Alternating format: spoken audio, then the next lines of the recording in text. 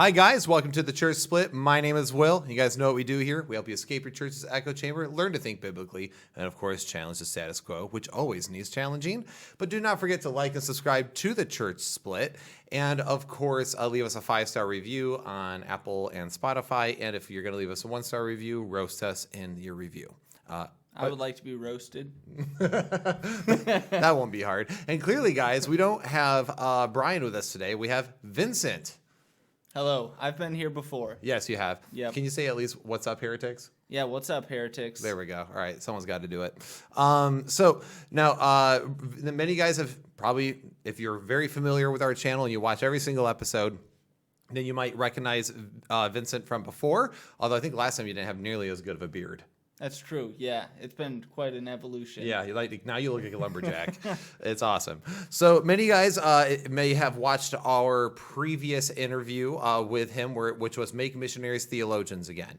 Vincent is a missionary to a closed country that we cannot name. Can I give an update? Yeah, go ahead. Yeah. So just to give a little update, since I came on right after I resigned from my former church, and that was kind of the background behind that episode. And since then, for the viewers of the Church Split, just want to let you know we've reached our full support, and a significant portion of that support, I think around 30 to 40% of that, has come from viewers of the Church Split. So from viewers like you. And so I just want to say thank you guys, for real. The Church Split has been a huge blessing to our family, and it's been during that hard time, it's been a huge encouragement. You guys have been. That's awesome. When you told me that 30 to 40% of your support comes from Church Split listeners, and I was like, wait, what? So basically, they heard your rally cry, and they're like, well, the IFB won't take him. We will. Which is awesome, because that's all part about the mission here, right? Uniting the divided body, working together. Mm-hmm. But he is going to a closed country. We cannot say the name of the country on here. We can't even say his last name on here. So if you want to get in contact with Vincent, or if you want to support him personally or financially, please email us at thechurchsplit@gmail.com, and we can get you that information that you might or may not need. So, but yes, he will be going to a closed country. You're actually, the one that you've been to. I lived there for 3 years. Yeah. So I was like, how much can I say? I don't know. But all right. So with that being said, today is actually a really important episode. And Vincent, we were talking about doing this, last year? Yeah. It just wasn't the right time. Right. Plus, you were like, I'm going to be there. I'm going up. Let's do this in person. I was like, I agree. Now, Vincent and I have been friends. Man, I think I've known you since you were 7 years old, 8 years old. Probably 10. Really? Yeah, I was in foster care at 7. We're going to get into that more later. But you didn't know me before then. Okay, all right. So I knew you since you were about 10. Right, okay. Yeah. So I've known Vincent for years, most of his life. And it's funny because we were friends, and then we weren't friends, and then we were really good friends. Yeah. And then we kind of stopped being friends, but not really. We were friendly, and then now we're besties again. So it's weird. We have a very roller coaster relationship. It's true. It's just you're a heretic. It really is what I want. I wasn't ready. Frankly, you're just unbearable. But yeah, it's true. So, anyway, guys. So what we're gonna do today is a while ago we did a podcast called Victim Culture is Anti-Gospel. We explored victim culture, which was kind of a response to some of my comments I made in our Eric Skwarczynski Leaving the Faith, the Preacher Boys Leaving the Faith episode, where I said that I am sick and tired of victim culture. A lot of people go through things. We've been through things, but no matter what, and I understand it's going to be hard, it's going to be difficult, but no matter what, you have to find a way to get over it. Not saying that you just get over it. Go see a therapist. Go do these things. I said that. Go see a therapist, but no matter what, you have to find a way to get past it. Because if you don't get past it, essentially the abusers win, right? Yep. Yeah. So many of you guys know my story. I've told my story on here. I've told my story also on my brother's podcast, Rising Above with David Hess. My story, real quick, I experienced every form of abuse by the time I was 10 years old. My mom went to jail. There was a lot of physical abuse in my home.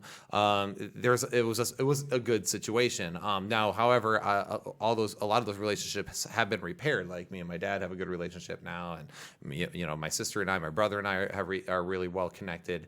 So all these things are really good. But one of the things that has bothered me, and since you're past, your ex-IFB as well, like me, is a lot of people experience abuse, and some of it's more like abuse, and then other people have experienced actual abuse, right? And they kind of use this as like kind of a crutch, or they wallow in it, so to speak, and they don't understand really the fact when we're talking about victim culture and why that's so damaging. They don't understand the mindset that you kind of have to have in order to get past it, in order to survive. But before we can really flesh that out, you have to tell your story. Because otherwise people are going to be like, why should I listen to this bearded Viking who is a dweeb about anything, right? So, because that's one of the things I've heard many times when I'm talking to people. Well, Will, you just don't understand what I've been through. And then if I start telling parts of my story, I almost see the ground fall from underneath them, because it's like, no, I do know. It's just I believe my own advice, because this is what helped me. So with that being said, would you be able to tell us a little bit about your story, kind of walk us through it a little bit, take as much time as you need, and we'll just explore whatever concepts we need to. Yeah. So first of all, if you have children watching, this is going to be graphic. So... turn it. Change episodes. Yeah. So come back later. Just be prepared. Also, if you've experienced sexual abuse, this is going to be a lot. And so if you are prone to I hate using the word trigger, but if you're trigger prone warning. to trigger warning, if you're prone to stuff like that, just be careful. Just know that stuff like that is going to be in the near future. And then so as I kind of explain it, when all the Eric stuff went down, Will had mentioned, a lot of friends had reached out and was like, hey, let me tell my story. I'm behind you. This is bull crap. And I was one of those friends. And so I want to tell my story. And then as we go on, develop the idea of the emotional problem of evil and then victim mentality and stuff. But yeah, just to give you a little grounding. So I'm going to start way back. Also, side note, my family is still alive, and so as I tell this story, just know that people who are part of this story, people who have made choices in this story, are still alive and are in their own process of healing or in their own process of wallowing in victim culture. And so as I tell that, just be sensitive. It wouldn't be very difficult to find out who my parents are. Just don't land blast them. We've done a lot of healing in our family, and so just to give that warning. Right, it's same, by the way. Yeah. That's why I sometimes it's whenever I tell my story, I have to remind myself to make sure, because I'm just like, oh, here's my story. This is what happened. And then it's once in a while, a family member yeah, you kind of threw us all under the bus there, bro. Thanks for letting us know that we're still good. I'm like, so now I try to make sure I tell everyone. Yeah. Everyone has healed, or everyone is healing, mostly. That's a good disclaimer, Vincent. Yeah. Very wise of you. So let's see. I'll start this story. I did not grow up in a good home. As far as parents met. And I'm going to try to be careful in kind of how I explain some of the scenarios that pertain to other people. But definitely I will say strong alcoholism. Both my parents both had traumatic childhoods in which they were abused, in which they dealt with stuff. And so when they met, they carried in a lot of this baggage. And so from the time I can remember as a kid, some of my earliest memories are... Actually, I'm working on a book that I'll never finish, because at this point I just know I'll never finish it. But some of my earliest memories are watching my parents scream at each other. Well, I'm standing in the doorway, 4 or 5 years old, thinking I've watched a lot of superhero stuff. I'm like, I wish I were Superman. I wish I were something so I could interject in this and just stop it. And those are my earliest memories of 4 and 5. We were. One parent was either going to jail. Either one or both of them were going to jail constantly. We were on a homeless shelters a lot. Just a very unstable childhood. And when I was 7 years old, they were kind of trying to reconcile their marriage, and left us with a babysitter. Took off, not sure where they went, and they took off. Left me, my brother, and sister. I'm the oldest of 3. Left us with a babysitter, and there was another baby, not sure whose baby it was. Those are kind of some foggy memories. So he was there, and he didn't feed us for a couple days. He was playing video games, and apparently the neighbors kind of figured it out and called Child Protective Services. And when they got there, they found obviously 3 kids who were malnourished. I was 7, my sister was 5, and my brother was 4. And then they also found the baby face down in a wastebasket. Like, baby survived, but we ended up in foster care. And we were in foster care for 2 years. At this point, my mom gives up custody. Now, that's a pretty sensitive issue, but she gives up custody, leaves town, and my dad spends the next 2 years trying to get us out of foster care. Well, that was in East Lansing. So we were in foster care in East Lansing. The foster parents had a godson who sexually abused me, my brother, and sister regularly over a period of 2 years. And by sexual abuse, I mean like actual just full-on rape. Consistently, like very regularly over a period of 2 years, and even so much as to like he rewarded us with pornography as a way to get us to do what he wanted. And then, obviously as kids, we don't know that it is wrong. And so this is actually, as I'm talking to this, I'm realizing some of the stuff I've never even told you. You're going to hear some more of it later, but some of this stuff we don't even know is wrong. And so we're thinking... How old were you at this time, by the way? 7. Seven? So and seven. How old was this person? 14. Okay. 14. So And most likely there's some jacked up stuff that happened in his past, Oh, too. yeah.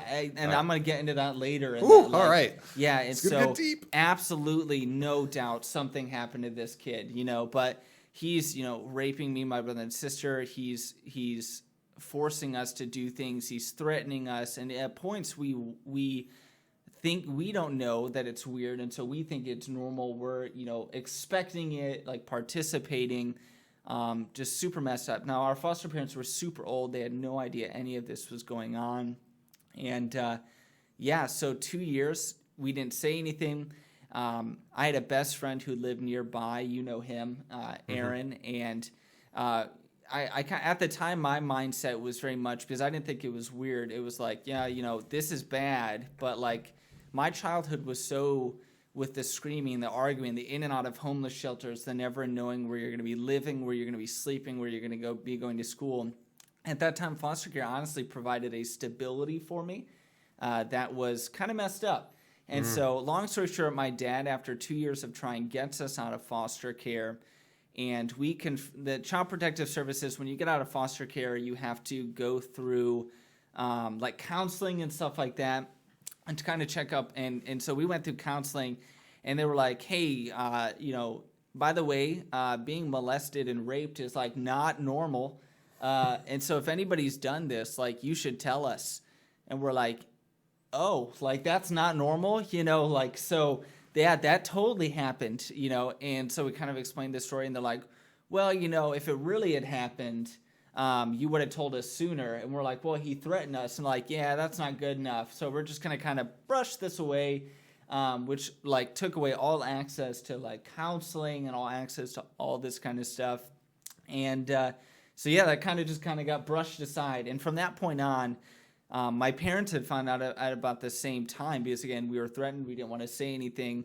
Mom came back into the picture after we got out of foster care. I forgot to mention that.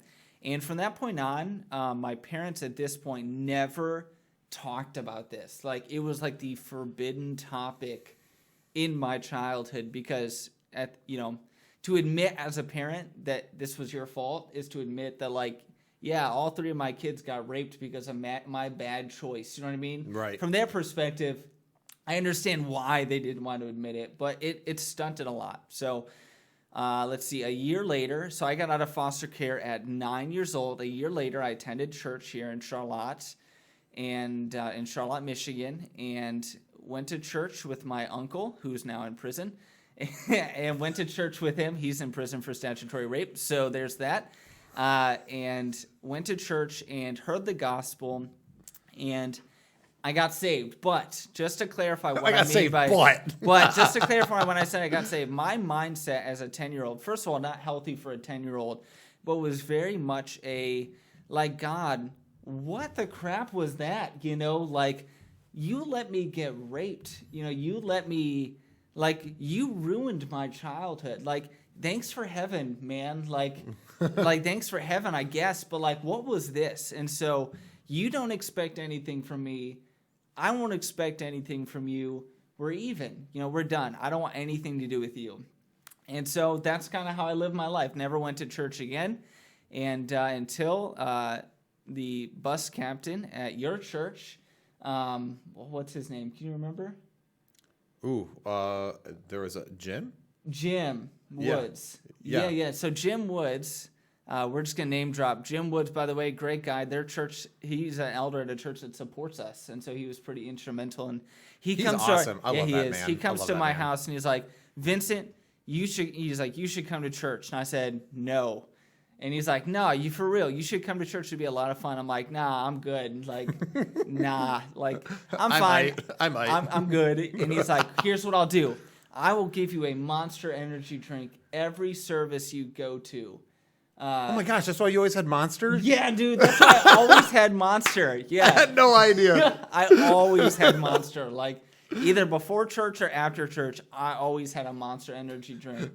Jim's over there like, I'll give you a heart attack. I'll give you a heart attack, but you're going to come to church. And obviously, he's like, I'll give you a Monster energy drink. I'm like, I am in. You know, like, say no more. Sure.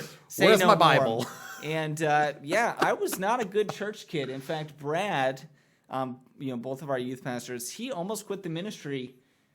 He told me I was the reason he almost quit ministry. I spray painted the church. I stole things from kids. Now, just to give you a picture, I was a broken kid at this point. So there was a time in fourth grade. Fourth grade is a year after foster care. Like right when I started going to Calvary, there was a time at school where, and this is going to come kind of into my personality.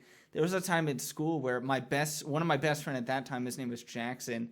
And he's like, hey, Vincent, I'm going away on a vacation. Like, I'm going to be gone for a few weeks. I need you to take care of my girlfriend. And it's like a fourth grade girlfriend, right? Like, this is not, but like, for me, it's like, yes, like, this is my calling, right? Like, absolutely, I will.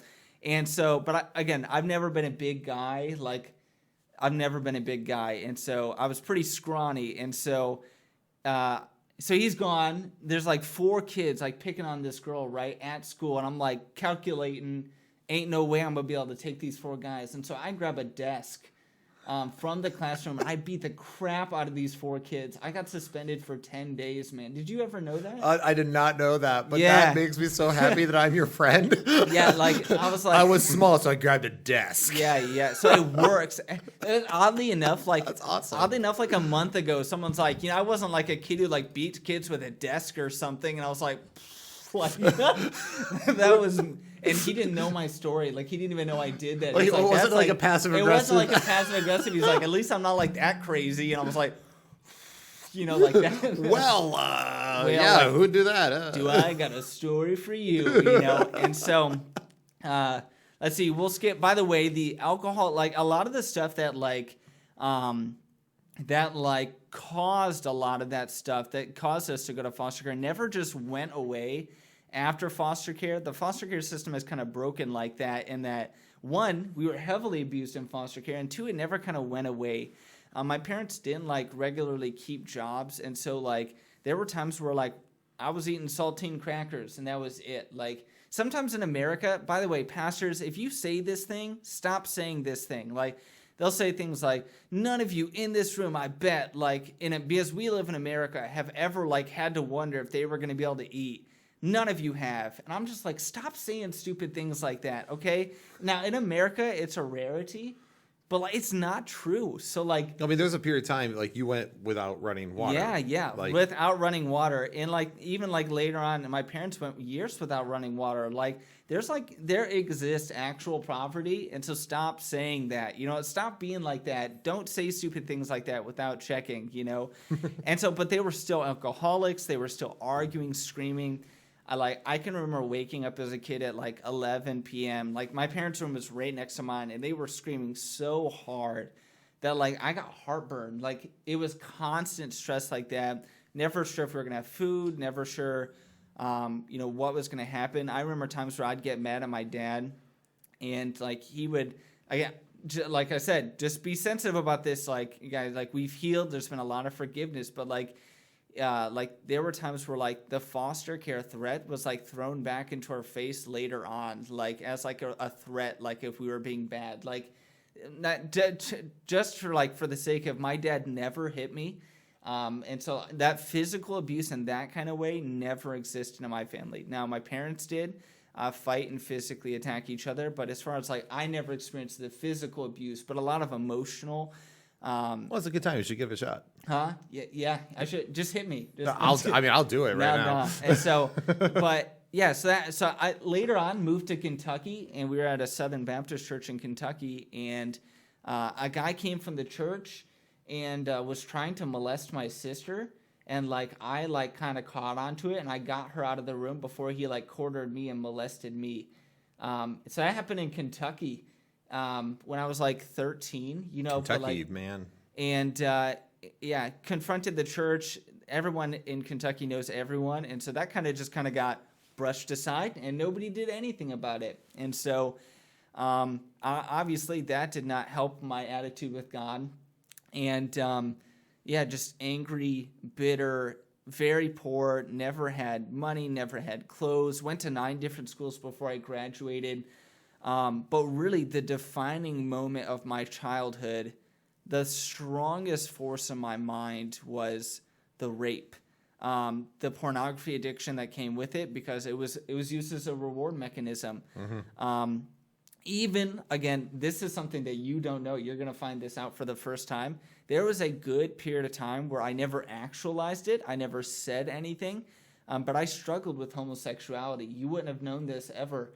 I don't think I've ever said this, but it's because my first experiences with sex were homosexual. That was all I knew. Like, that was the only experience I'd ever had. And so I remember wondering if that meant, like, was I gay? Like, why did I later on, like, questions of, like, why did I desire that as a kid? Why did I think that was normal? Why didn't I say anything? Why didn't I, running through all these scenarios, like, sexual abuse does that to young exactly. kids. It spins you out. Yeah, and so long story short, 16 years old, I'm at a teen revival, which basically, like, for those who didn't, like, grow up in the IFB or whatever, it's like, our youth pastor brought in his best friend and was like, you're going to preach a sermon and play a bunch of games and memorize verses. And that is what a youth revival is. That's really all it is, and that guy factors in later. But okay, we won't get too far. I won't even say names because I'm going to be careful on that. I did... I'm not going to try to drag. He was very influential in my life in a lot of good ways and some negative ways. But they went through a thing on music, and I was like, they were like, yeah, there can be bad music. He was never really like strong in that, and I later found out it's because he doesn't care about like CCM, but like he definitely had his own thoughts. But just to like clarify at the time, the kind of music that I was listening to like as a teenager to like cope with my abuse was probably just not healthy music, like in general. You know what I'm saying? Like even now as like after leaving the IFB, like probably stay away from that music. Like I'm the exact opposite. I'm like, where's the darkest feeling album? My Chemical Romance. Yeah, I like Sing me a song. I like dark feelings, so like I didn't like that kind of music. I didn't like the darkest feeling. Like I guess for me, the overwhelming feeling was actually like murderous rage. Like I fantasized about murdering people like constantly. That explains a lot about why you're just so bizarre. Okay, yeah, you're right. Psychopath. Now, for real, like, so anyways, like long story short, heard a sermon on bitterness, began to not heal, but like to kind of like grapple with questions for the first time, grapple with my bitterness, and came to the point that like, God, I want to be able to forgive my abuser. Actually, you know what? I'm going to do something publicly that I've never done out loud, and I'm going to do it just in hopes that like somebody will be able to point me in the right direction. This is going to be really weird, okay? Okay, so do your thing. I prayed that God would allow me to forgive that guy, or at least to heal enough to where I could look this guy in the face and share the gospel with him and mean it, like for the sake of his soul. Later on as an adult, I began to realize that like if he was doing that crap at 14, like I can't even imagine the sexual abuse that kid must have gone through. Yeah, like statistically, the like abusers who become abusers, it's crazy. It's something like 75%. Oh yeah, it's insane. It's high. And especially with kids. Like, Yeah. because I grew up, my family, we did foster care. And all the kids who came through our home had experienced that. Yeah. And it's like, and the amount of things that we dealt with, the amount of things I've seen, I won't say this because some of those people are still around. They might even watch the show. I don't want to put any of their business out on the street. But you're absolutely correct. There's particular ones where it's like one of them was 5 years old and he was engaging on a 3-year-old. Yeah. And it's because it happened to him and he's 5. And he doesn't know. Like I remember trying to. Like, this is going to be really graphic, but I remember trying to teach my neighbor, I won't use her name, like, how to masturbate. Because, like, that's all I knew. Like, that's what I was being taught as a 7-year-old. Like, I thought it was normal. Like yeah, you don't even... You have no boundaries. Yes. Your boundaries are destroyed. Yeah. You are not given healthy boundaries. Your mind doesn't have healthy boundaries. Yeah. You're not even thinking, like, I shouldn't be doing this, but I'm going to, like, it's ruined. You're like, oh, this is just what every 7-year-old does. It's not. Yeah, like, the innocence is gone. Yeah, and so he didn't ruin my life. He didn't, like, a lot of it was I had to deal with a lot of that, but ultimately recognizing as an adult that something terrible. Yeah, there's other things there's other factors too that you can connect, right? Yeah, and so as so we'll get back to where I was. So like that's what I prayed, and I began to deal with this bitterness, and that's where a lot of like Brad, our youth pastor became a big part of my life. And whereas I know like there were some negative experiences that you experienced, and a lot of that had to do with some other people that we know that had really burned out Brad. Exactly who I'm talking about. Brad's a good dude, man. I love Brad. Brad's great. He was inexperienced, and he had much harder teenagers. Dude, do you remember? I'm sure you remember, like who I'm talking about. I right? know of quite a few people. Yes. I know there's one specific guy I'm thinking of who was a bus kid. Yeah, I think you know. I know. Well, here's the problem. Brad took on a pastor young and inexperienced, and he got one heck of a first serving. The amount of problems all the teens there with my problems, my family's problems, there's other families' problems, your family's problems. I can mention like 6 different families that he was trying to juggle, and I'm over here like I remember as a teen or a young adult, I was bitter toward kind of bitter toward him, and then as I got older, I was like, oh my! And I've done pastoral ministry and stuff. All I did was I was like, dude, Brad, I am so sorry. Like that sucked. I remember hearing later that after your guys' generations of teenagers, like Brad told his then wife Erica, that's awkward to say, but like Brad told her, like I'm never gonna like invest in another teenager as heavily as I did these teenagers, because like a lot of them kind of like he had no idea what he was doing. Thankfully, Brad did not do that, and it really poured into my life. And shortly afterwards, he moved. Jerk. I haven't forgiven you, Brad, for moving. What a jerk. Like we get close. Rapist, forgiven. Brad, you moved? Not okay. Yeah, like, come on, Brad. No, I understand. But, and then after that, we were like, we knew each other. You were always a little older than me. But like, there was like, you were at Crown. Where you're infamous now. You were at Crown. Pretty sure they have a wanted poster He left still Crown there. where I was like still like spray painting the church and like just like doing like totally bad things. Then you come back and I'm like in a suit, like totally cleaned up. Like I remember literally just being like, what happened? Who are you? And this suit was like, by the way, like 4 to 5 times too big on me, like because like we could never afford anything nice, like in my family. So I was like, we had to go to the secondhand store. And if you've ever been to like a Goodwill for a suit, like, I don't know what kind of, like, this is going to sound really mean, but, like, obese monsters that, like, it's like only obese people return suits to Goodwill. You know what I'm saying? I know like, exactly what you're saying. And they're always, like, 3 decades old. Like, I don't know if we're going to trigger anybody, like, about the other thing or a victim culture, but that surely is going to make somebody mad. But, yeah. And so, anyway. It do be facts, though. And we became pretty close, and, like, kind of very slowly, but we both got to know each other. And I begin to really, this is where I'm going to segue, I guess, grapple with the problem of evil.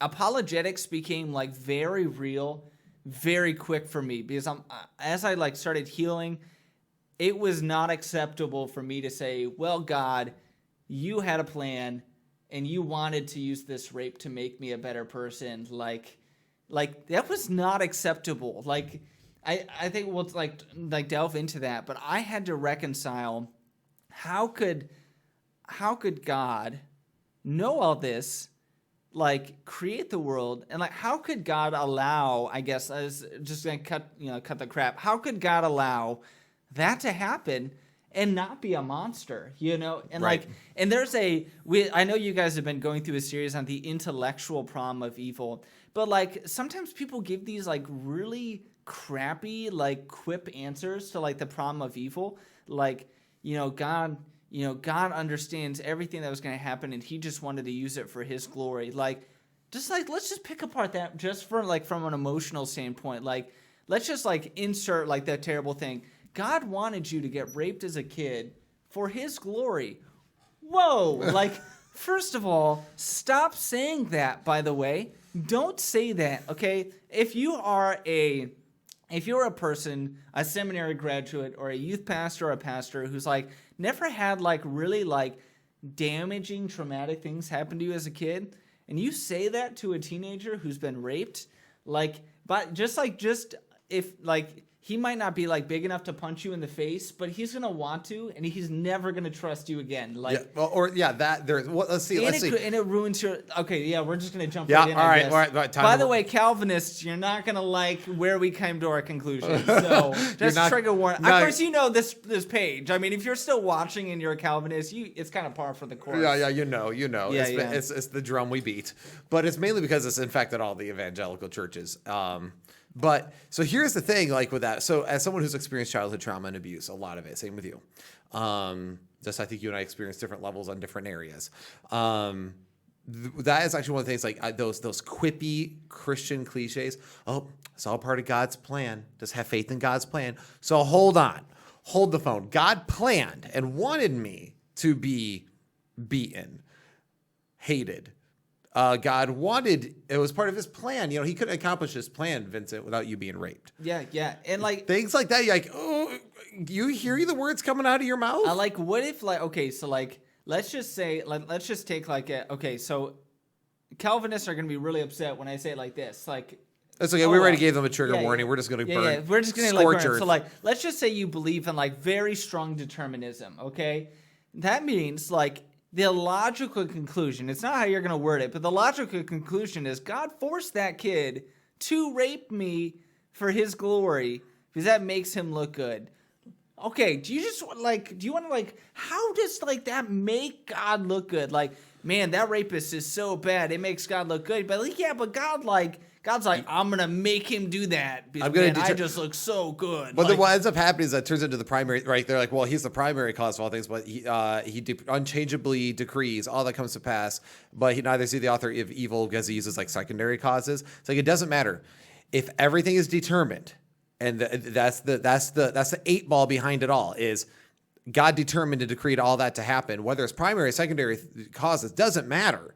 He determined and caused all those things to take place. Yeah. And so for like, I'll just like so when we talk about victim culture, like sometimes we think like, and I know you would never agree with this, but like, I guess the way that we coped to it was kind of different. That it took me a long time to like, I don't know how to say like get over. Probably is not the best word, but to like get over. To be like get over or to be like normalized. Mm-hmm. Like we make like when it's not like at 16 years old I'm like boom, flip a switch, I am great. You know what I mean?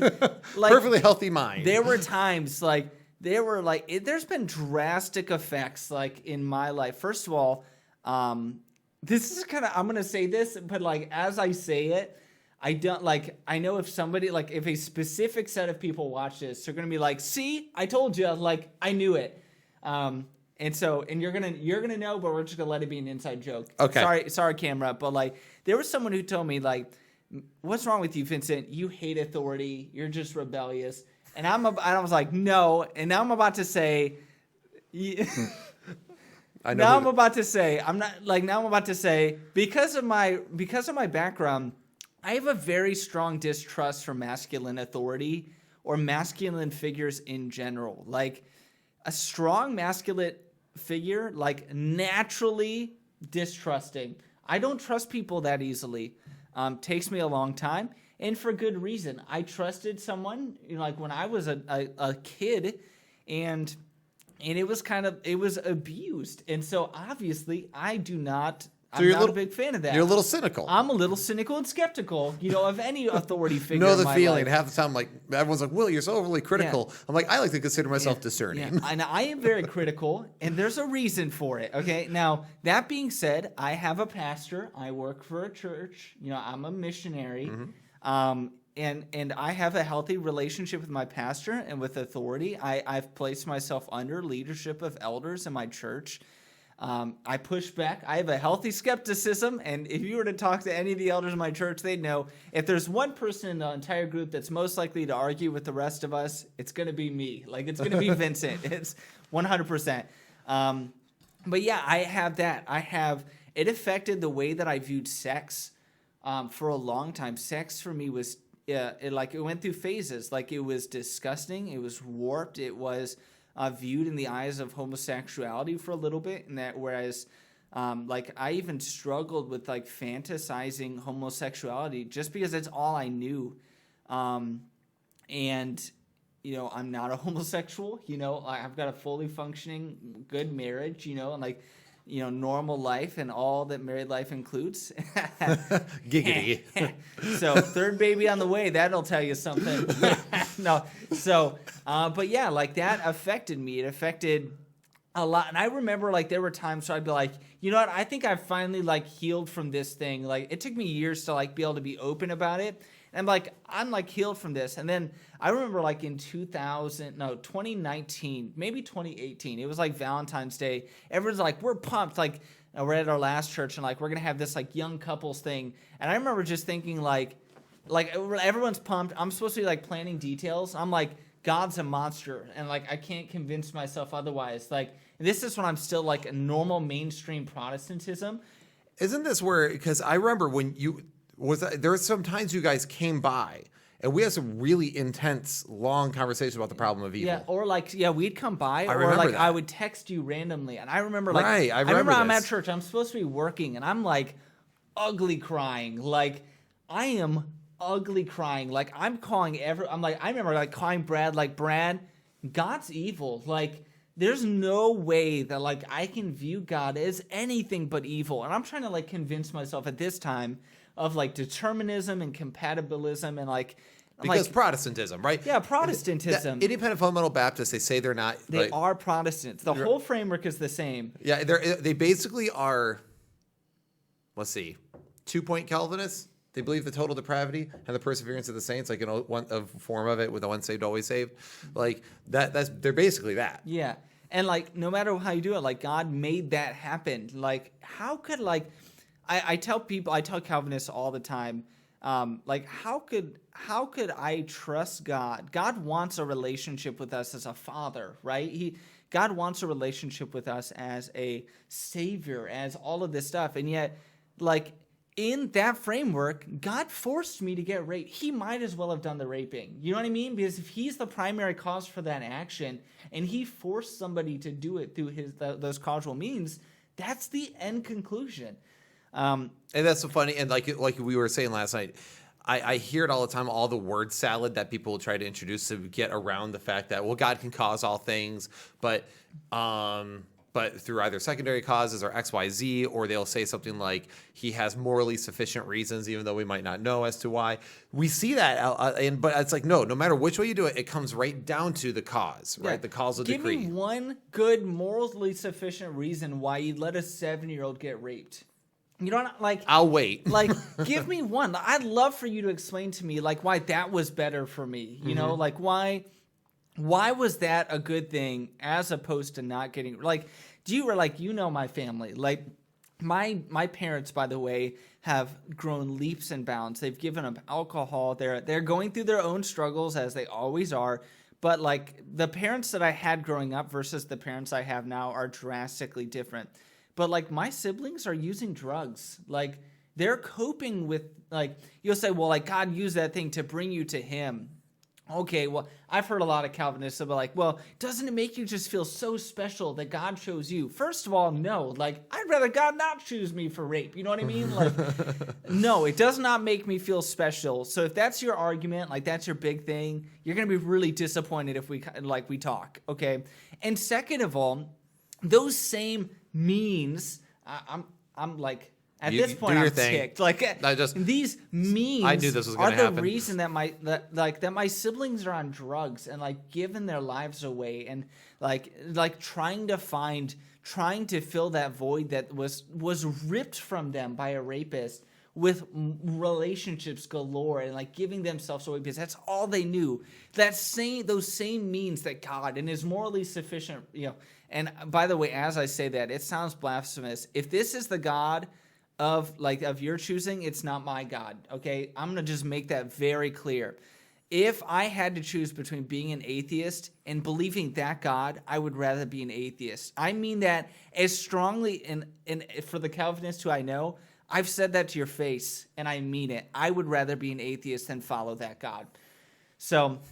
if that's what you feel like, wow, that sounds blasphemous. I don't mind blaspheming Allah, and at this point, it's basically the same thing. Well, because I mean, they both are determinism, right? Yeah, Islam and extreme Calvinism. Yeah. That's what you. Yeah. That's so what you deal with. Those same means that God used for His morally sufficient reason to draw you unto Himself are the same. So you're saying that also God forced a rapist to rape my siblings to push them into atheism and drug abuse. And this is the thing where I don't think so. I've talked to other Calvinists, and so just for the other side of it, so they find peace or comfort in the fact that everything is part of God's plan, but in the end they win essentially. So even though God causally determines all these things, they find peace in that because there's purpose behind it, even though they might not know the purpose. Now, my issue, that's why I keep pushing back on it, because I have experienced so much abuse where that's why I say this. I say similar things. I'm like, dude, if I had to be convinced that like Piper version of Calvinism, right, like a 7-point hardcore, very deterministic framework was true, if it's like, oh, if that's exactly what the Bible was, yeah, I'd probably be an unbeliever. So, yeah, I mean, because that's what it comes down to when it comes down to the causal decree. Let me just say this then. They say, like, there's a purpose that we don't know, but we know that it's going to be morally sufficient. So, like, let's just say, for instance, let's just give a scenario. I don't want to use any of us as the rapist because it'll just make the podcast weird. So, like, let's just say some random, like, let's just say... Nigel. Yeah, Nigel. Nigel says, like, man, if I rape this little kid, I bet you, like, I heard Vincent's story, and, man, he turned out okay. So I'm going to rape this kid because my morally sufficient purpose is that if I rape this kid, I bet you he'll turn into like a stronger, harder, like, critical thinking Christian. And he'll be a missionary. And so, like, if Nigel said that about your child, Calvinist, what would you say? Or if Nigel said, I don't have to give you my reason, just trust me that I know that I have a good reason for this. What would you do? No, that's why it's like I find it very. So that's why there's like the compatibilists are like, well, that's why I don't believe it's all determined. I just believe they're compatible and they have different ways for that. But for me, compatibilism is still determinism-holistic, and that's why one of the biggest objections. So all this goes around to one of the biggest objections that people have against like Reformed or Protestant views of God's sovereignty, which is the character of God. It really calls into question that, right? Yeah, which I alluded to it before, but I'm going to say this. If God, let's just say there was an omnipotent being. Like, I saw somewhere like recently, like you last night, well, okay, you're going to give the time period away, but just last night you recorded, and they'll hear this episode, I'm assuming, later, but last night you recorded that response video to, was it Tyler? Yeah, Tyler Vela, yeah. Someone said, like, correct me if I'm wrong, I might be wrong about this, but someone like tagged me or like posted something on Facebook where it was like they compared him to like an omnipotent like Odin. Is that like, was that him or was that something? Yeah, he was saying that like Tyler said that open theism was like basically a mega Zeus or something. Yeah, like a mega Zeus, something like that. So like, let's just say that there was like this omnipotent, like all powerful, like Odin, Zeus, like they all have like Odin means fury, and like when in Norse mythology, like there's this like all-powerful, like, raging God who's just, like, do what I say because I'm like the dictator of the planet and like I could just obliterate you right now. I'm the real God, and I just want you to acknowledge that I am more powerful than you. Might not like love this guy, this being, but like at least I could be like, okay, fair. But that becomes like might makes right. Yeah, might makes right. Like fair. But the God of the Bible says, like, listen, broken person. Like, you impure person, I see what's been done to you. I want to make you pure. Listen, fatherless child. I want to be your father. Now, if I were in a situation and my dad made bad choices, but he didn't like pimp me out. You know what I'm saying? Right, but like, right. If I were in a situation where like my dad's like, listen, this is going to be good for you because you're going to turn out to be a missionary. I'm about to pimp you out. Okay, that's been rough. Now, I'm your dad. I want you to love me like I'm the best dad in the world. Like, God says, love me. Give yourself to me. Cast all your cares, all your anxieties, all of this onto me. Trust me. Put your whole heart into me. But, like, I forced you to get raped. Just side note, like, if the God of the Bible just said, I'm omnipotent, I do what I want, suck it. You know, like that kind of thing. Like, okay, like, I don't love you, but, like, I respect the power. You know what I mean? Like, I ain't going to question you, but I ain't about to die, you know?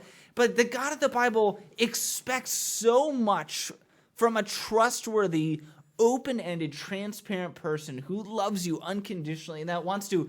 You read the Psalms, I'm going to protect the weak and I'm going to protect the oppressed and I'm going to protect, like, that's the whole story of the Bible. And they're like, but there is this like one little thing. It's almost like Calvinists need cognitive dissonance. That's like for everything that they have, like I have so many reasons to not trust God because by all accounts, he should be considered a moral monster. But because I'm just going to ignore all evidence to the contrary and just believe that he's good, I must be a better Christian than you. When you think about that, that's really why it's like is that cognitive dissonance. Well, I want to protect the lowly, the victim, these things, but also I kind of causally decreed that all that comes to pass anyway. Yeah. And that's why it comes, that is the undercut Achilles heel of the entire system is that as far as morals, it's hard to have moral outrage about anything when you say it was determined by God, right? How it's really almost hard for me to. Almost like evil doesn't exist because God made all of it happen. Right, well, here's the thing: God says it's good. He wills evil to happen. Therefore, evil must be good. Yeah. And which is incoherent as all get out, which is why. Again, causal determinism doesn't make sense, and also why it like you said, it would create a moral monster. Which is why I know I have many Calvinist friends, and I know this is going to be awfully triggering. But we gave you a warning. We told you from the beginning. Like, but when it comes down to, that's why I'm like I think I've seen so many people that's why so many people are repulsed by it. In fact, I think it was Sproul or is it MacArthur? One of them was asked, like, why do you think so many people reject Calvinism? And he goes, well, it's because they don't know their Bible. And it's like, no, that's not why. So, but anyway, so all this comes down to, so, all right, you have obviously, and in the IFB where you and I grew up in, especially Baptist churches, they're considered Protestant, which means that they actually do have this weird, they almost have a compatibilist view of things, even though they're staunchly anti-Calvinist, but they do have that, you know what I'm saying? Mm-hmm, yeah. So they'll be like, oh, it's part of God's plan. God has a plan. God is working out his plan. And so you obviously were confronted with this problem of evil because you had this idea that God has a plan and he decrees all these things that comes to pass to one degree or other. And so what was the way you kind of got around that? Because obviously you've already spoken very clearly that you are really not a fan of the Calvinist system. Neither am I. So what was it that helped you start squaring that circle a little bit? So it took a lot of steps. First of all, so there was a good moment there, especially with my resignation from my church, and my wife experienced some sexual abuse as a kid and some other types of abuse. Not on the level. I don't want to like invalidate her feelings, but like as far as abuse go, it wasn't on the level that like mine was. But as like she's a lot more sensitive and a lot more like prone to depression than I am, and so she had a rough go for like 5 years to where she was on the fence about religion and like almost at times was like maybe I'm not maybe I'm an atheist, you know. I remember having some serious conversations, even when you guys would come around. Like that's what I mean. Like we had a lot of, and there was a lot, and there were times where I was like, basically at first I was just like, I kind of tried to like fit the thing, but like I couldn't. What happened is like cognitive dissonance. You're like, this doesn't fit very well. I know that this is wrong, but this square is what peg, round hole. I'm gonna make it work. I'm just gonna make it work. And what ended up happening is like every year to 2 years, I would have like an absolute breakdown because it always came back to the same thing: God is evil. And like I couldn't. How do you like look, especially in today's culture where there's so much sexual abuse? Like when I'm talking to young people, it's like it's more often than not that I'm hearing these kind of stories. Yep. And how do I like when I'm not comfortable with this answer? Ain't no way I'm gonna tell somebody else that answer. And for a long time, I tried to make it fit, and it just destroyed me to where, for a long time, I just said, I don't know what the answer is. But it ain't that answer, And Right. I started studying Calvinism. I've read the forms of unity, the blah, blah, blah. I've read a lot of stuff to, like, convince me, like, maybe the Calvinists have, like an answer or, like, a thing, like, a workaround to this that I haven't thought of at first. And the more I studied it, the less I convinced that they had convinced I became that they had not only an answer for that, but for some other logical problems. I know you guys, like, the more I study, the more I'm like, I don't know if I believe in Augustinian original sin. I don't know if I believe in this. I don't know if I believe in this either. And so in my quest to become a Calvinist, I became less of a Calvinist. And so then... Well, it is funny because I know a lot of my IFB friends, they actually get into Calvinism because they're the sola scriptura people. They're also very conservative. Like socially. There's a lot of things I actually appreciate about the Reformed crowd. It's just for me, I'm like, dude, once you get to that causal determinism thing, that God does these things for his own glory, that's where you lose me. But yeah, so that's... So I'm gonna tell so naturally, my father-in-law, who's a very IFB, but he loves theology and apologetics. And so because of his quest for theology and apologetics in the IFB, you basically just got to lead the IFB on that topic, And so he said, hey, have you heard of William Lane Craig? And so obviously the first thing that I was drawn to was Molinism. Because Molinism seemed to fit a lot of what I already believed. And it seemed to work around the problem that I thought. It seemed to solve the problem of God's free will and with the and free will. It sovereignty. seemed to attempted to reconcile sovereignty and free will. And so for a long time, I held on to that belief. So like, long story short, we held on to that one, and like you were going through like that same phase at the exact same time. Like we were both like, Molinism's the answer. Have you openly said you're not a Molinist? I don't know if I haven't openly said it, but yeah, I haven't. You heard it here, folks. I have found a Molinism less and less appealing over time. Yes. In fact, so here's what I say: my wife is incredible in that, like, she doesn't like studying as much as I do, but but she loves picking apart arguments, and you know this. And my wife is vicious when it comes to. She's also really smart. She's very smart. I was very impressed when I first had I'm lucky. Like, some guys will like some people complain like, oh, my wife hates theology. Not my wife. Like, my wife is cool, but like she is annoying and sometimes. if yours doesn't like theology, she's not cool. Yeah, and she's not. It is what it is. Maybe she's a good cook. My wife's a good cook too, though. I don't know. Sorry. Like, I'm sorry for you if your wife doesn't like theology, but mine does. So we were like poking holes, and we're like, you know what? I just don't think. And Jordan Ferrier also. Jordan, if you're listening to this, hates you. Come on, man. Why do you have to ruin good things for us? Yeah. And like, he kind of like started poking holes, and there were holes that I already saw, and I'm like, you know what? It doesn't really like solve the problem. Like, it does. Like, God does say. Like if under Molinism, like, there would be like, God chose our free will choices, and then you could like make an argument that God, because of his omniscience, knew that this was best possible, like best case scenario, but like in the end, it doesn't ultimately take the responsibility away from God. Well, because it still comes down to an actuation, right? Because it says that God saw all the worlds. Actualized it, and in that actualization, you effectively you set the blame one step farther.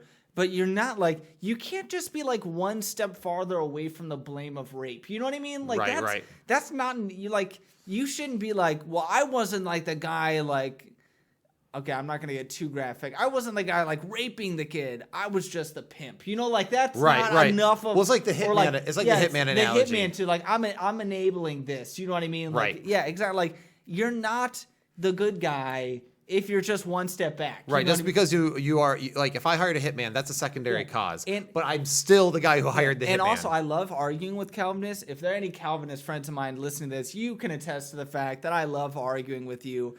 The more I argued for Molinism, the less convinced I became that it was really any different. Every time we argued, we came to the same conclusions. And I was like, I don't like that we're coming to the same conclusions. And so I will openly say now that I favor a open type of view of God's sovereignty. Does that make me an open theist? No. Like, in like the strict sense of what an open theist is, it does not make me an open theist. But I can't.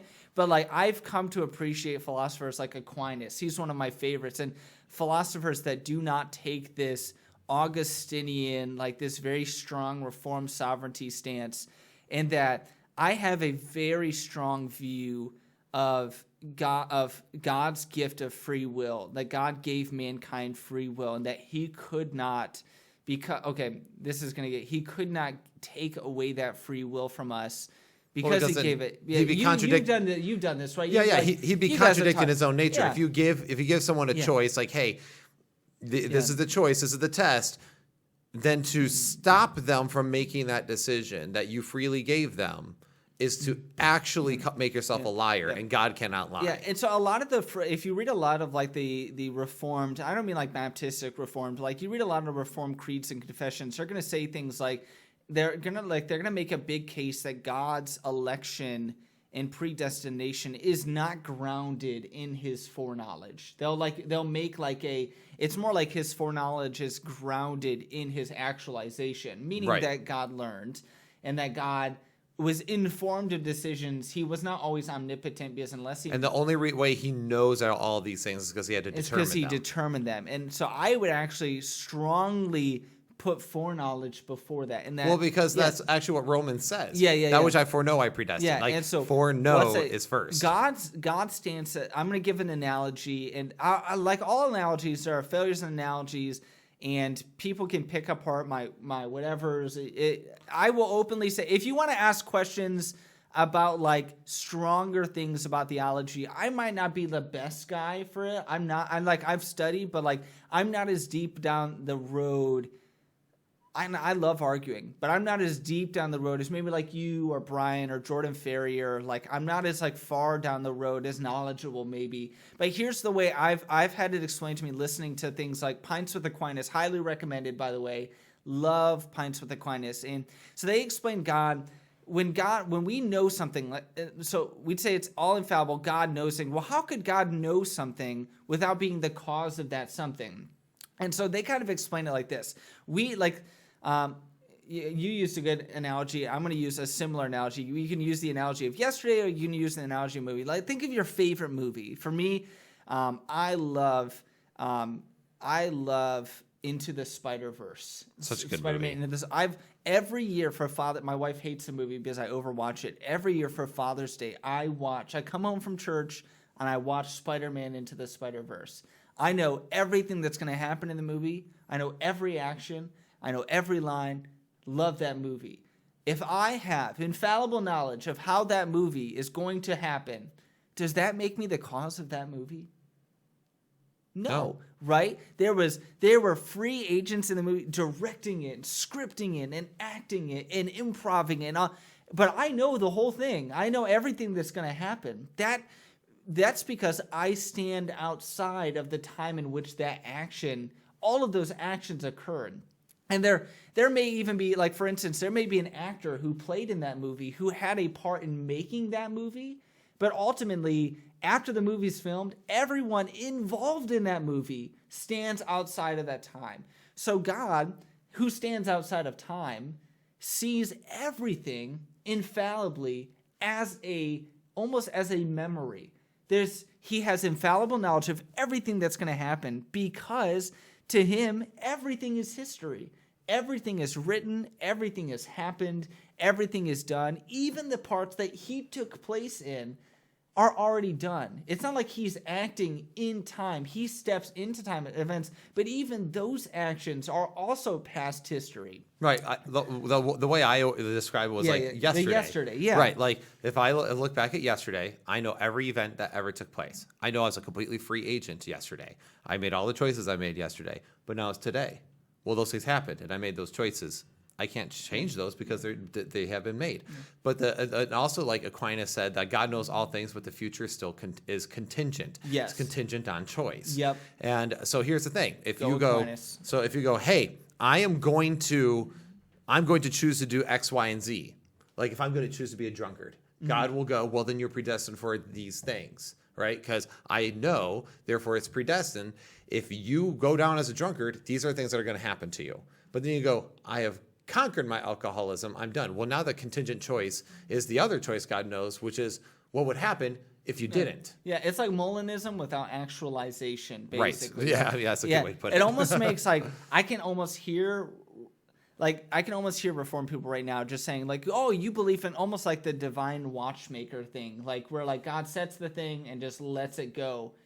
And like in a way, kinda like in a way, like, yeah, but like God doesn't just like, let's see what happens. Like, but God is also like always acting. God is always acting. He's not just letting it go, but he's not only is he always acting, but he also is never acting because he stands outside of the time. And how that works, I have no clue.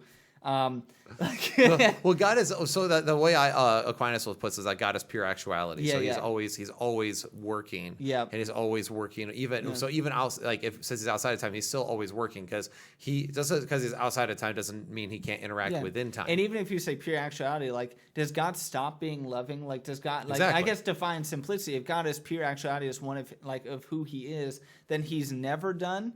And he's never done. And so even the argument that God like actualized everything means that he stopped. Right. You like, yeah, I guess, you know, if you're a Reformed person in here, you're like, let's actually, I'm looking at the time here.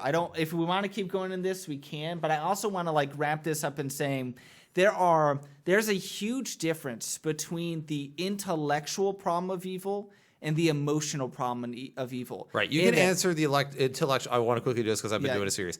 You can answer the intellectual problem with the free will theodicy, with the heaven theodicy, with the character building theodicy. That deals with the intellectual problem. But the emotional problem is something a little bit different. Yeah. And so and even like there's the Reformed theology, they have their own ways of dealing with the problem of evil. I don't like their way. Obviously, I don't like their way. You know, like we don't have to get. But what I'm saying is even like people like William, like other people will defend this point that when you answer the intellectual problem of evil, you're not answering the emotional problem of evil, and sometimes those two things are going to conflict. You, as a Reformed person who might not have had like major trauma in your life, might be perfectly content with the Reformed view, the Reformed theodicy, to answer the problem of evil. But for someone who's dealing with the emotional problem, there are some direct implications in God's character that because of their emotional problem of evil, they're not going to land. They're not going to say, you know what, I'm just going to overlook this. I agree with you. Right. Well, because you've when like someone like who's experienced abuse, for example, you know what it's like to be gaslit. Mm-hmm. No, I'm the good guy here. No, you're not. You've been abusing me. No, I'm good. But you're the one who's causing this. No, I'm good. You're the problem here. Yeah. You know, when you experience that as an abused kid, it is really hard for you to look past the Reformed theodicy and go, God's not a gaslighter. Yeah. Right. Yeah. It's like God. Why? How is he not a cosmic gaslighter to some degree or other? Exactly. Yeah. It's so when you have experienced a lot of serious trauma, that becomes a huge issue. So, but anyway, you want to go to victim culture now? So I think what we should do real quick. So the emotional problem is I think the intellectual problems need to be properly answered, which can help anchor your emotions. facts and reason and logic gives us a framework in which to operate our emotions, right? Yeah. So I think that's very important. That's why we have the series, because I even said in the series, like, you can't answer the emotional problem because you can't fix the emotional problem. The emotional problem is something that has to be processed. Ooh, that's going to be really good for victim culture, by the way, as we move into right, because it's the emotional problem is something that has to be processed. Everyone has a journey, but if you have the intellectual reasons, you can operate your emotions within that framework. You can discipline your emotions to move on to the next thing and eventually get past some of these things that you need to get over in order to be properly function as a human being. And there's nothing wrong with saying to get over it. Yeah. We want the whole point of therapy. Like, if you have to go to therapy for 10 years, your whole reason for going to therapy is to get over it. Yeah. Right? You want to look back and I went through some crap. I sought help and I got over it, and now I'm a healthy human being. Yeah. And can I give some the mentality, can I give some tips as far as how that healing process went down from here? What were kind of key integral steps for that? Yeah, go ahead. Yeah. So one of the biggest key things, and I just say if you're a victim right now and you're oh, that sounds really nice, glad that worked out for you, you know what I mean? But just to let you know, when I started healing, it wasn't well, I read some Aquinas and now I'm better, that. Again, those things did not answer the emotional problem of evil, though they did I was trying to explain, hopefully I did a good job, but I was trying to explain that those two facets, they're both part of the same coin. You have to answer intellectual and emotional.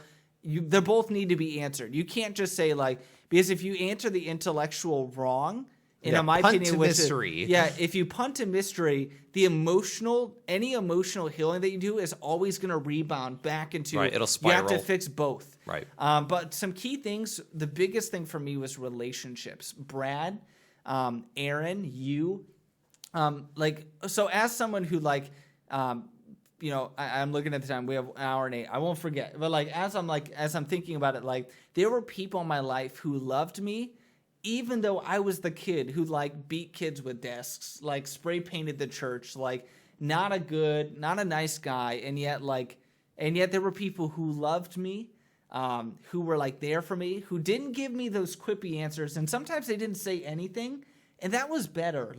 That was better than giving me these quippy answers. And them saying I remember one time confronting Pastor Booth. I remember asking, worried, because people say stupid things a lot in the IFB. I know, easy thing to throw, but they'd say things well, if you're not pure, God is never gonna use you. And I remember thinking well, that was that stolen from me? Does that even count as my purity being taken because it wasn't vaginal? Yeah, that might need to bleep that out. I don't know. But no, you're good. But was that? And I remember asking Pastor Booth, and he is he had no idea how to answer the question. Poor guy. It was a teen event. We were at a beach, at some kind of lake. And everybody is having fun playing. And I'm Pastor Booth, I need to talk to you. And he's yeah, let's go talk. So I'm hey, so I got raped as a kid. Does that mean I'm not pure? And he's what? And, but you know what? He gave me the best answer he could, but he didn't try to say things are gonna work out. Hey man, that stinks. I don't know, but we're gonna be there for you, That's probably the problem of us calling all sexuality purity. And treating it one sexual act makes it impure forever. The IFB, by the way, provided, and conservative Christianity provided a very good structure for me compared to my childhood, and that it was really healthy for me to the rules helped. Even some of these overboarding rules helped. Things like song music has helped a lot.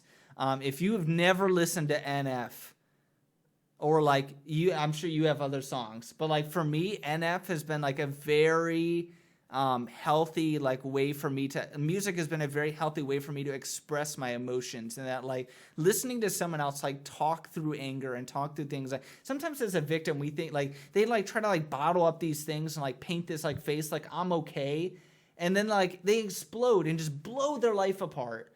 Because they never dealt with it. They never actually got over it. They just were told that they have to be strong and they just had to get over it without any actual healing to get without over actually it. processing. Yeah. It's they still have a stab wound, but it's just you're fine. Brush it off and keep walking. If you don't look at it, you won't bleed. Eventually you're gonna die. If nobody takes care of it. I know for me, this is like super random. I'm kind of like ranting at this point, but Moon Knight, that show on Disney Plus, we're not a sponsor, was incredible. There was a moment, if you have not watched Moon Knight, skip over the next 5 minutes because I'm going to spoil it. There was it was like second or third to last episode. They're dealing with this kid who gets, the main character is abused by his mom or whatnot, and he's like ugly crying. And I'm watching it, and I'm ugly crying, because like all of this abuse and all this stuff, and he's taking it, and the main character looks and like grabs him, and he's like, Mark, it's not your fault. You were just a kid. You didn't know. You didn't know what you were doing. I'm going to try not to cry, but he's like, you didn't know what you were doing.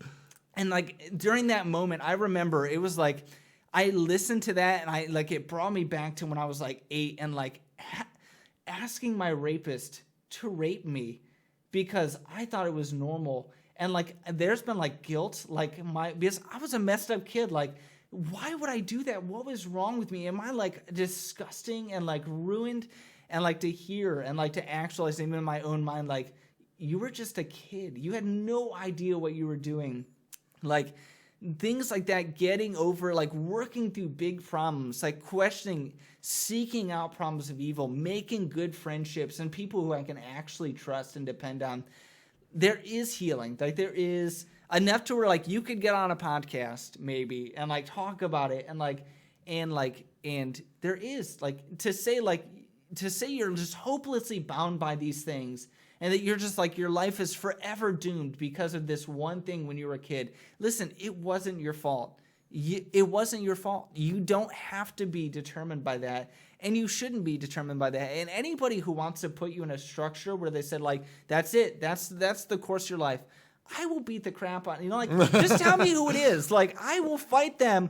And you'll fight them with me. We will fight them, like right now. Throwing me in the middle of your fights now? I'll fight on site. You know what I'm saying? Okay, like, all right.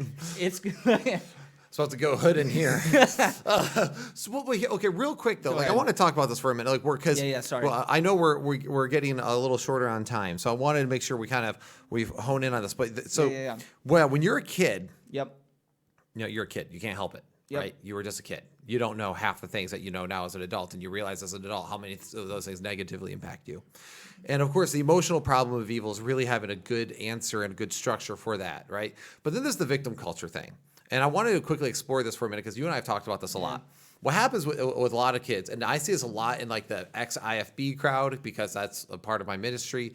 A lot of people have been abused. What ends up happening is that they're like, I was abused. This person was a narcissist. I was molested. I was this. I had this. And they always have all the reasons for it. And all they're always ever posting is like, you're seeing it all the time, like people posting like, these are the warning signs of gaslighting. These are the warning signs of this. Don't let this happen to you. Oh, I can't get over this. And it's constant turmoil that they're always having. Always having. Now, granted, I get it to a degree where you're trying to process some things, but at the same time, our culture today has actually done something that is strange, which doesn't sound like it should be a bad thing, but it ends up being a bad thing. So one of the biggest problems with being abused is that there's an imbalance of power, right? So you have somebody who is bigger than you, stronger than you, or an authority over you, abusing that power over you, right? So there's an imbalance of power. But now we've done this weird thing in our culture where if you're a victim of something or you've been oppressed, you have all the power and all the say-so, right? Because you don't get to tell me, like, I've been, like, for example, I'm talking pro-life issues, right? If I'll talk pro-life, you don't get to talk about that. I'm a rape victim. You're really going to tell me as someone who's been raped that and suddenly we now have done this other thing. We've created another power imbalance, but with victims. Yeah, we're not there, the gaslighters, and they're the... Right, and it's like, you see that, you're like, oh my gosh, we have, instead of like, no, this is healthy, no one gets to do that to somebody else. And now what you're using your abuse to have power over other people. Yeah. And it's weird because you can almost tell these people it's like crack for them. Because what ends up happening is that now they have power for the first time. Yeah.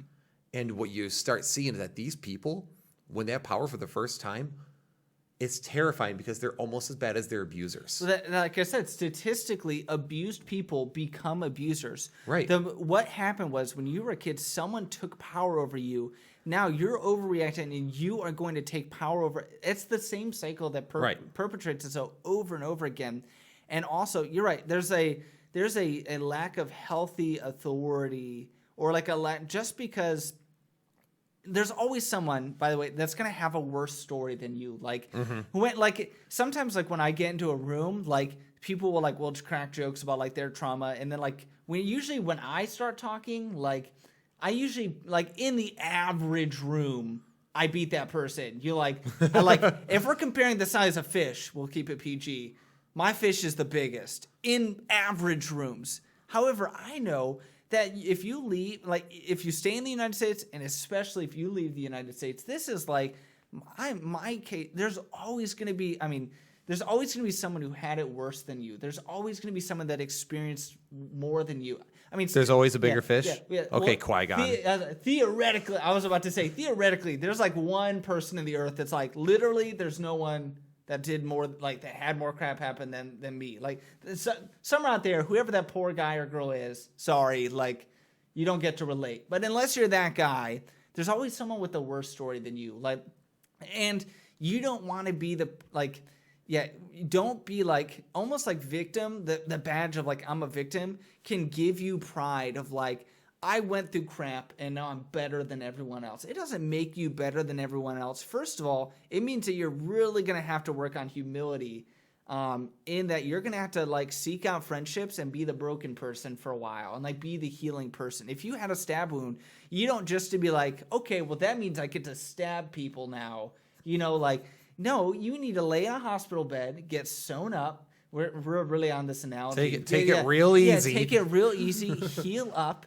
And now, like, maybe you could be the person, instead of, like, doing the power imbalance. For me, it's become a very much of, like, I want to make sure, as much as in my power, that I can help people either avoid those things, or, like, people who have gone through that kind of thing. You're not helping anybody by over abusing your power and just wallowing in how terrible you're. Right. Yeah. Because what you have to do, because this is something I've said before, like, seek help, do whatever you need to do. But really what it comes down to, the way you have to do it, is you have to have a certain mindset about it. And what it comes down to is, and my brother talks about this on his podcast all the time, Rising Above, right? Rising Above with David Hess, plug. All right. But what it comes down to is you have to have a different mindset. I've been through crap. Confront it. Number one step, confront it. Head on. Right. Like, admit it. This is what happened to me. Yep. So many people will not admit when they've been abused. They won't admit the truth of what happened. They'll excuse their abusers or whatever. Nope. Admit what happened. Yep. And also, for me, that was healthy, is like, this is where I want to be. Like, right. Yeah. Like, this is what happened to me, and this is what I want to, like, this is how I want to get over it. Or, like, I recognize, like, let's go back to the analogy, because analogies are so nice. I got stabbed. I want to heal. Like, this is what happened to me. This is what needs to happen for me to, like, not be a victim anymore. Right. Well, then what we need to do after that, so once you identify it and you confront it, this is the reality, this is what I've been through, then in all your power, you have to find a way to forgive. Now, that's unpopular nowadays, because here's the other thing. Whenever anyone screws up, what do we do? We joked around at 6 times probably in this episode about being canceled, right? We want to cancel them. They're unforgivable. What they did was so heinous, you can't forgive them. But here's the reality. You can forgive them, and you ought to, because when you forgive them, it's a releasing of the debt. Yeah. Because here's the thing. They owe you a debt. That's the whole point, right? They wronged you. They owe you a debt, which means that you have a hole because there's a debt, right? Yep. If you're waiting for that debt to be paid. But you can't. So what you have to do is you have to let go, and you must forgive. Yeah. Now, Pete, by the way, this is not a popular thing in Christianity, and even among, like, I just saw something in Trinity, like the Trinity Radio, like, group on Facebook, where it's like, for me to forgive someone, it requires repentance. That's a very common thing you'll hear people say. In order for, like, true forgiveness, you need to be apologized to, and there needs to be repentance, and therefore I will never extend that forgiveness until that happens. That's a very unhealthy way. Instead, I say the repentance thing that's what brings reconciliation. Yeah. Let's just, like, take the picture of Jesus. Jesus, the Bible says in Romans 5:8, that while we were yet sinners, Christ died for us. I can't think of any bigger way to, like, show somebody that I've forgiven them, to be like, the people in the entire planet who have wronged me in gross ways and are about to wrong me by killing me and everything that they're going to do afterwards. And Jesus doesn't say, when the entire world repents, then I know I'll forgive them and I'll just do this. In fact, Jesus on the cross said, Father, forgive them. They don't know what they do. Forgive them, I know. And he gave his life for a people who wanted to murder him in that moment. Like, right.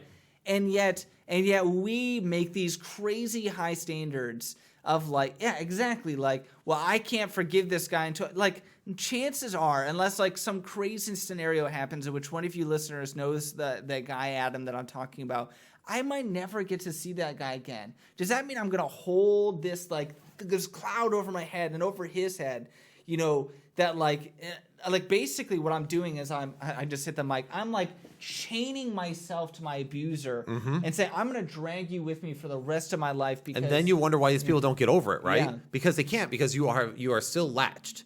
You're latched under. There's a reason why Jesus in Matthew 18 talks so much about the power of forgiveness.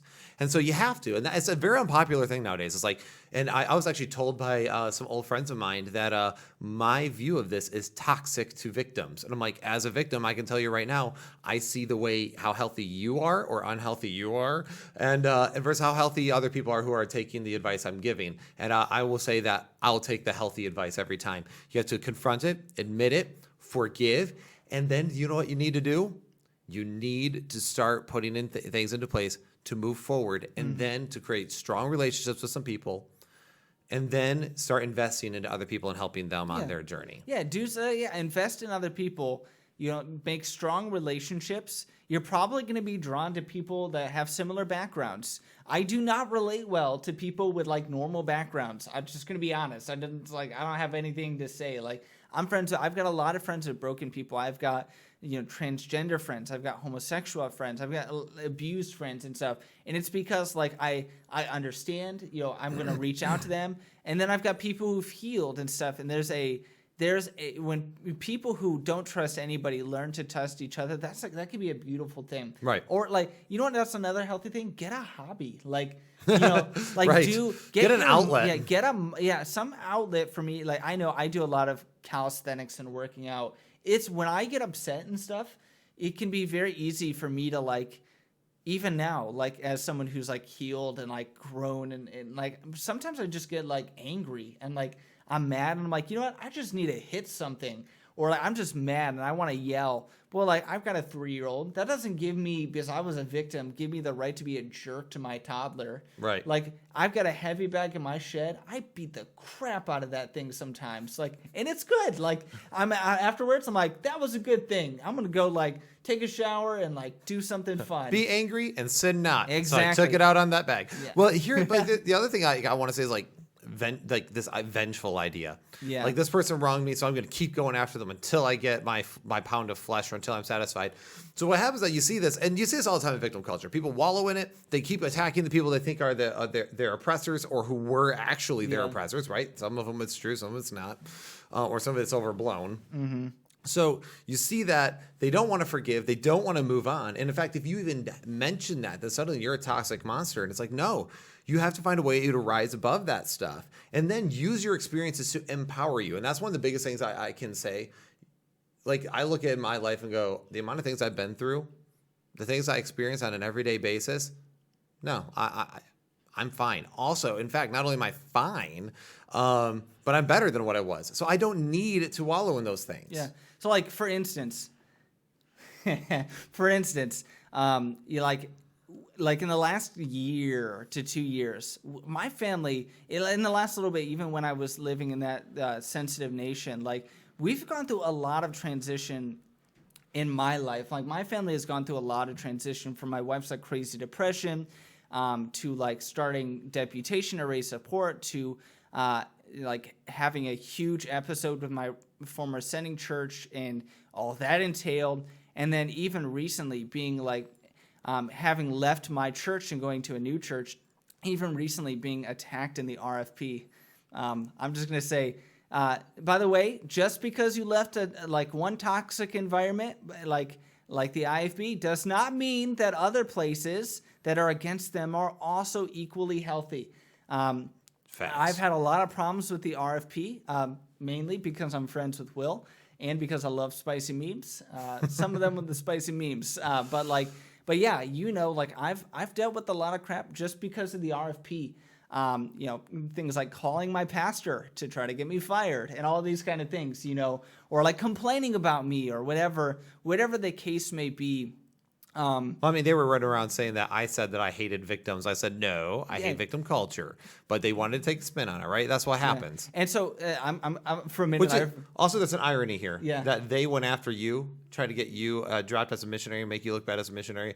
When one of their first episodes was with a missionary talking about how horrible it was that people went after him as a missionary. I just can't help but find the sweet irony in that. Yeah. Can we just not go after people and go after people's jobs? Let's just, but like, as I'm telling the story, because like, I didn't know if I was going to bring up the RFP. Don't recommend that podcast, by the way. Actually, if you're like struggling with legalism, listen to like the first few months, and then just back away. Just because it's about to go downhill. Yeah, but otherwise, I had to remember why I started there. But like dealing with all that, sometimes I can look back, just like you were saying, and be like, you know what, like this thing with like my former church, that sucked, but it wasn't rape. So like, if I could get over that as like a 10-year-old, a 16-year-old, this isn't that bad.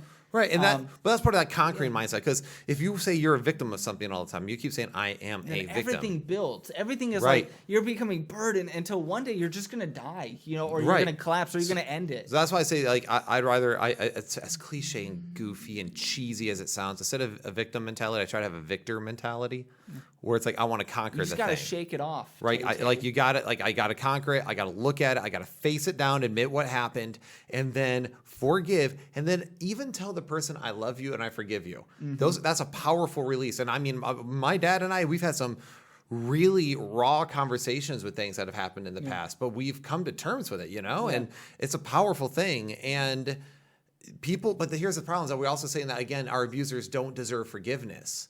Like, that's what we're saying nowadays in victim culture. So like, where is the line that we draw? Where's the line that Jesus draws for forgiving? Like, if Jesus was able to forgive everything, and Jesus calls us to that level of forgiveness. Just to affirm that, I've had conversations with my parents. Our relationship is healthier. We've confronted a lot of this stuff. There is power in that. Like, recognizing it's not wrong to say, like, I know what my abusers did to me. But to just, you don't have to wield that power over them. At one point, they wielded power over you. Show them what they did not show you. Right. Resentment poisons. It really does. Like, and at first it felt, what's funny about resentment when you've been a victim is that you feel like it gives you power. So it makes you feel so strong. Yeah, you're like, I'm not dealing with this anymore. I'm not putting up with this anymore. I'm coming for it. No one's ever going to touch me again. But yeah, it gives you this false sense of power and strength, and that you could conquer anything. But the problem is that it just keeps poisoning and poisoning. You never get over, because in order to have that resentment that gives you that strength, you have to keep living in what happened. Mm-hmm. Yeah. And so that's why I say all the time, like, I mean, don't get me wrong. There's times thoughts pop in my brain, even now, probably for you too. Yeah. Because it's memory. Memory is a weird thing. It pops in your brain. It flutters away. But when it comes in, there's been plenty of times like it's like, nope. And I have to make sure I just shove it out. Like, no more. Like, it no longer will have power over me. And that's a decision you have to make. This will no longer have power over me. The cycle stops with me. But if the cycle stops with you, then you got to stop wallowing in it and stop letting that resentment build. You have to forgive and let go. You have to confront it, and then find other people to help. What would it be like in the future if like people didn't know, by like looking at you or like talking to you, like if people didn't know you were a victim? Like, I remember a distinct moment, like some distinct moments in my life where, like, do you remember at Calvary, there was one time some lady, I think it was like a missionary's wife or like some speaker's wife, came up to a group of us and was like, man, like, you guys are just so blessed. Isn't it great that you all like got to grow up in like Christian home? You remember this lady? Yeah. I don't know who she was, but she like, they got to grow up in like Christian homes, like, and never had to go with like some of these crazy stuff that bus kids went through. Like, isn't it great to just be like blessed like that? And I remember like looking, I'm like, I'm a bus kid. Like, that is not how my life has been. And she's like, oh, and just like had no response to it. But like, I only say that to say, like, by looking at people like us, like if we didn't like share our stories and like try to help people, you wouldn't look at us and be like, wow, that kid must have been going through some like really crappy stuff. You know what I mean? Like there can be healing enough to where like it doesn't actively affect your life negatively. Right. Well, there's a young kid that I was helping once, and that had been going through a lot of stuff, and it was funny how just being a healthy person in his life made a difference. Mm-hmm. And I know you said, like, there was something you said earlier that I wanted to quickly circle back to, then we'll close up shop. Yeah. You had mentioned something to the effect of like, crud, now it's actually escaping me real quick, but about like just pushing aside, not confronting it. You do have to confront it, but there's a point in time where you have to understand that as an adult, as a person of society and all that, you no longer have the luxury of wallowing. Yeah. And like, I have a family, like I can't just be like sometimes you watch people who are victims, and this is going to sound like really like with kids and everything. And it's like, and then like they let their life fall apart. They like give up their jobs. They neglect their family. And listen, those experiences of neglect and something like, my parents didn't fail me because like they punched me or they like, I know your like family situation is different. My parents' situation wasn't like caused because my parents were abusive. My parents' situation was caused because they had traumatic situations in their life and they did not deal with it. Right. And that caused in my life a worse situation than they had ever experienced. By not dealing with your trauma, you could end up creating a worse trauma for your kids. Do you want to be that story that your kids tell because you didn't deal with your problems? And what you have to tell yourself is that you are strong enough. Yeah, you are. You are stronger. You're better than that. You are not what happened to you. You are what the choices that you make. Yeah. So you have to make the choices to get over these things and to empower yourself to be able to do that. And then that way, if you're experiencing this and you have children and everything, it allows you to be able to push it to the side so you can focus on being a good parent. Yeah. And then if you need to go to your room later on and hit a reset button for a second, do it. Yeah. But you have to start, but part of this, one of the biggest issues with abusers, that abusers aren't disciplined. They haven't disciplined their emotions. They haven't disciplined their urges. And so you have to discipline those for yourself. And you also, a big thing, I'm not going to take too long on this, but like you had mentioned something like you are not what happened to you. Like you said, like your identity becomes very integral into this process. Mm-hmm. You are not a rape victim. You are not a abuse. You are not. When you become a Christian, well, first of all, you were created, the imago Dei. You were created in the image of God, and that was not taken away from you. That did not change.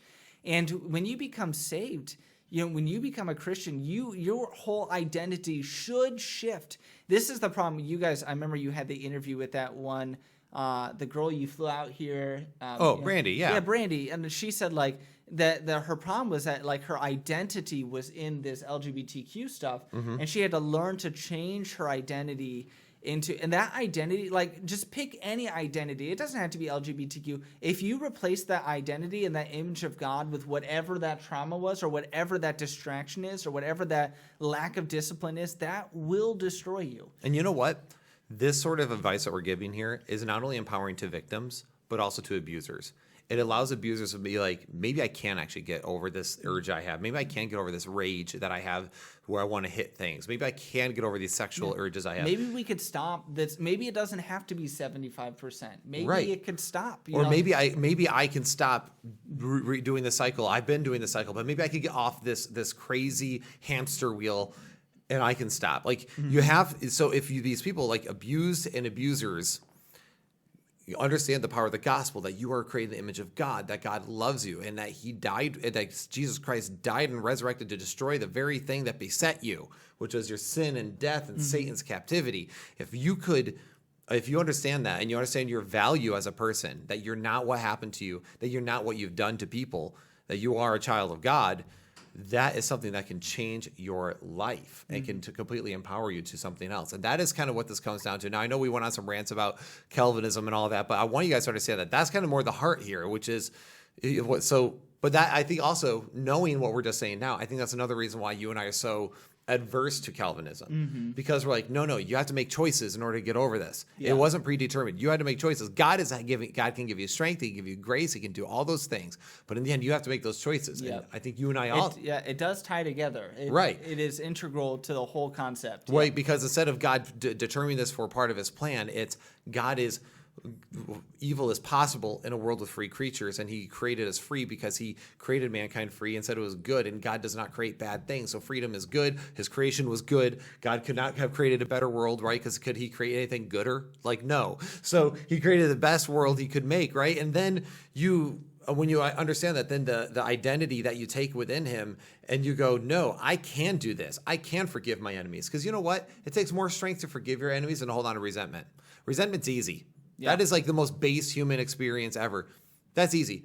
Forgiving your enemies and moving on from that, that's courage. That's hard. Yeah. But also, this is a weird thing. I think you agree with me. When you have those conversations with those people and you forgive them and you say it to their face, eye to eye, it is also, even though it's hard, and it's hard to lead up to it, but once you do it, it is actually the most gratifying feeling you'll ever have in your life. Very freeing. When everything hits the fan and it gets out in the open, that's what allows you to be able to reconcile. And sometimes that gives them the courage to change too. Or it gives them the courage to own up to their own failures. But even if they don't, don't take this as well, if I do this, if I input X, Y is going to happen. They may never apologize, or you may never, if you get a chance to confront it relieves a weight. You don't have to tiptoe around issues anymore, and it gives you the courage to do something like come on a podcast to talk about it, to when things are out in the open and when things are discussed and dealt with and stuff, you can finally be in a position to where you could help others. Right, exactly. So, and that's totally different than the retributive mindset people have today. And I can tell you guys it's healthier, and that's got to be the goal. And like I said, I've been told it's a toxic view but I hate victim culture. I absolutely hate it. As a victim, quote unquote victim myself, I'm actually a victor over all the things that have happened to me. But you got to get over it. You got to. Again, no matter what you seek whatever counsel you need. But that's got to be the goal, is to get over that hump, to get past it, and the whole reason why you want to get over it is because you want to get out from under it, right? Yep. You want that cloud gone. You want its power gone from over you. So anyhow, with that being said, do you have anything you really want to quick add here at the end? I'm trying to think. Yeah, I mean, I guess I'm sure this is an open thing. You've said it before, but if any of you are now, if you're going to screech at us, you're going to screech at us. That's fine. But, if any of you are listen, I don't have anyone to talk to. I don't have, there was something similar. Something I said is yeah, I understand. I would love to, talk about that. Or so if you don't know me, what the cool part is if I don't know you, then you don't have to be, as embarrassed. Because it's not talking to your pastor or, to your... Right. If you just wanted to, talk or, vent or even just, cry or anything and you thought that, I... or Will could help you. And obviously, my information is a little bit more sensitive. But if you were to contact the church split and you were hey, I'd love to get in touch with Vincent, and I could be a help to you in any way, I would love to help you, make those steps towards a healthy mentality. And I'll plug you here if you guys want to support their mission work financially, because it has actually been kind of fun to watch your guys' journey as you guys have fought so many different things and all the turmoil you've experienced. But now to see you guys so anchored, it's pretty cool. To see where your wife was such in turmoil about the problem of evil, and now she's at peace with things because there's a better understanding of these things. It also goes to show why apologetics is important and theology is important, because if you don't have a good theology or a good apologetic, it can spin people out. Yeah. And it could mess you up in your healing process. Like I explained, that's why we brought up Calvinism so much, is that it does matter how you answer those big questions. Is going to affect your healing journey if you're a believer. Right, and which is why I think, just to reiterate before we close, that's why I push so hard against that, because it's once I started studying it, understanding it, I was whoa, those implications are not good. That's not good. I'm not okay with that. That's really not okay. And here's the best part about what I just said there. If Calvinism is not true, then it really isn't okay. If it is true, I was predetermined to think that anyway, so it doesn't matter. Anyhow, got him. All right. So anyhow, guys, I really hope this can be. This was a very raw conversation. I mean, yeah. it was raw, man. But I hope that this can actually help maybe give you courage to have your own similar conversations, because I think one of the biggest things that we need to bear one another's burdens. We can't bear one another's burdens if we're not open about each other's burdens, right? So we have to talk about burdens. And if you have a burden and you want to share it, talk to somebody, okay? Feel free to reach out to us. We'll see what we can do. If we can't get in touch with somebody, but we have to find a way to do that, right? So anyhow, guys, and also if you have suffered from abuse, please understand that we're not trying to say that you should feel bad about being a victim. I don't want you guys to think that, but instead, I want you guys to be better, because I know you're better. I know the strength that victims have, because in order to go through crap, you have to survive, and you have to be a survivor, and you can get through it. You can overcome these things. Probably you're better equipped to overcome these than people who've never gone through hardship. Exactly. So I am telling you, and if you're going through something now and you can't escape from it, know this: life can get better. You don't have to follow through with a lot of those negative things, and you can forgive your enemies. You can do it, and you can get through this, and you can conquer. And so, don't wallow in it. Don't be consumed with self-pity. That doesn't do well. And don't shake your fist at God, because God's not the one who made that decision. People are making those decisions. They're free creatures making those decisions. And that is why there is a judgment. That is why sin is a thing. That's why God brings solutions to the problem of sin. And you can be the redemption within your own circle. I can actually say that through my journey, I have helped my own family members through their journey, because I started marching forward, and it gave some people in my family the courage to start doing the same. You know? So anyway, with that being said, guys, like and subscribe to the Church Split. If you'd like to support Vincent and his ministry as they go off to this restricted country, please email us at thechurchsplit@gmail.com, and we'd be happy to get you in touch with how you can do that. Otherwise, let us know what you guys think about victim culture. And I apologize for anyone who got really uncomfortable in this, but at the same time, I think some of this stuff needed to be said. But I'm definitely going to have to click on the option before I upload this that this contains adult content. Yeah, so. definitely contains adult content. So anyway, guys, thank you for watching. Thank you for hanging out with us and listening to us rant and ramble as old friends. It's cool when we get to do this. I know. So. I wish I could be on here more. Oh, yeah, If me I ever too. get kicked out of wherever I'm going, we're doing this. That sounds like a plan. Sorry, Brian. It's just like, I'm coming for you. All right, guys. Well, you take care, and God bless. See you soon. So we're recording. So Tabby will edit the beginning to make it look good. So all right, Tabby, ready? you suck. Oh yeah, you haven't seen her this time. I haven't. So she does suck. Yeah. I mean, it doesn't matter, really. I just just hope sucks. she edits this and listens enough. No, she will. That's good. Because what'll happen is that she might put it in the blooper reels in the end. Good. Just that she's been doing that. She is trash, but you know what? She's free as an editor, so here we are. That's true. All right, so shall we? Yep. But I just burped in the camera. But I shouldn't give me energy drinks. But anyway, best case scenario, but in the end, it doesn't